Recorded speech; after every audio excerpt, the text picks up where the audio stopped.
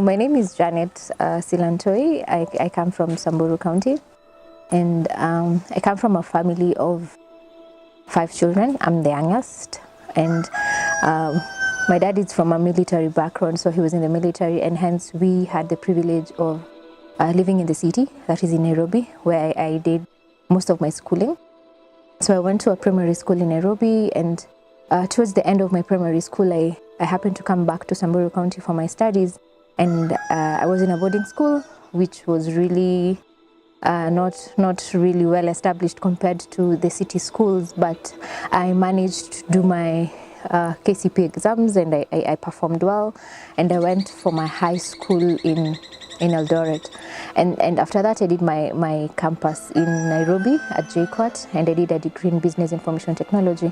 And I have always loved tech, and I've always loved just being in the forefront of what is happening, and just keeping abreast with the trends. So some of the challenges that I faced growing up was basically the stereotyping and being a woman.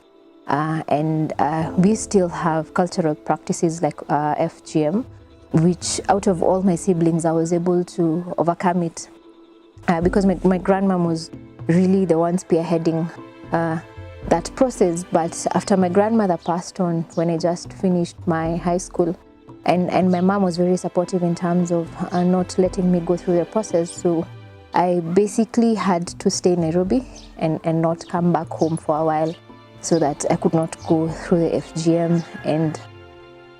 And so through that, I categorically or intentionally had to get married to someone from a different community, because that now will not now the FGM story would be a thing of the past. And of course, I've been able to have children. I have 2 children, and according to my community where I come from, you do not qualify as a woman per se if you have not gone through FGM. But what I'm trying to do right now with my project and with Butterfly Techies, and since I'm focusing on the girls in high school, is trying to change the narrative, and just trying to tell the women that whether you've been cut or not, that does not define you as a woman. And even as a woman, you're able to do what everyone else can do, like what a man would do. And what we're trying to do right now is, in as much as we're trying to equip the girls with technical skills, but besides that, I also noticed there was a gap in terms of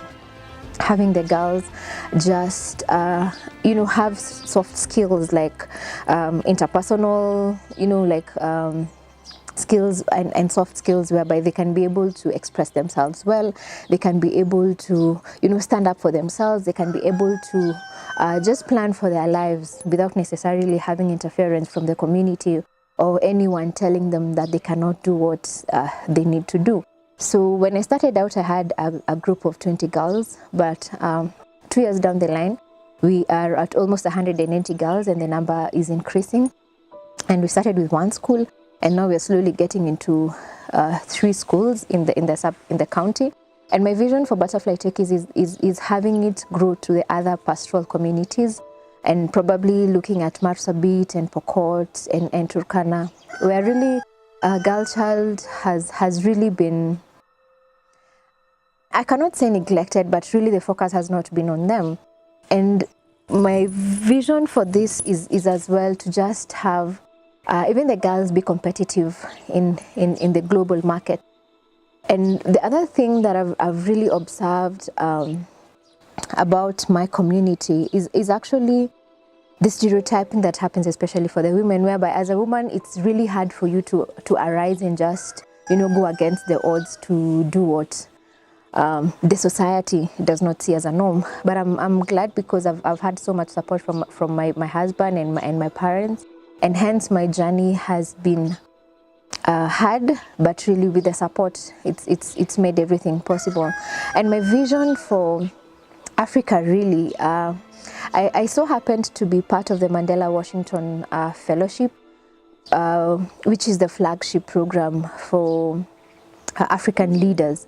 So in 2018, I happened to be a fellow, and there were 700 of us from almost each and every sub-Saharan African country. And what I can say is really Africa is arising, and just looking at people doing amazing things like extraordinary, amazing things in Africa. I met someone from Nigeria who's doing, like recycling, and they're doing interior decor with that. I met someone from Senegal who's really doing amazing stuff as far as introducing children as young as 3 and 4 years old to code.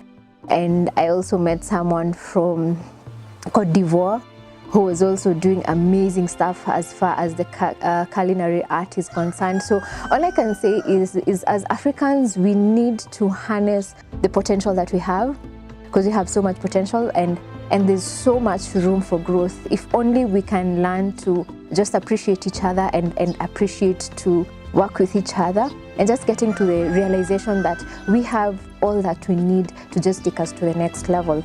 Us working together makes a whole lot of difference, and that the fact that Africa is a powerhouse, and if only we are able to realize that and work together, I think there's no, even the sky is not the limit. What I can change about my life is, I think I would have started the community work way much earlier, because I kind of felt like there's a time of my life where I just focused on myself, and I don't think I did much for the people around me. So that is one thing I would have changed. I would have started earlier, and probably by now I would have had much more impact than I have as at now.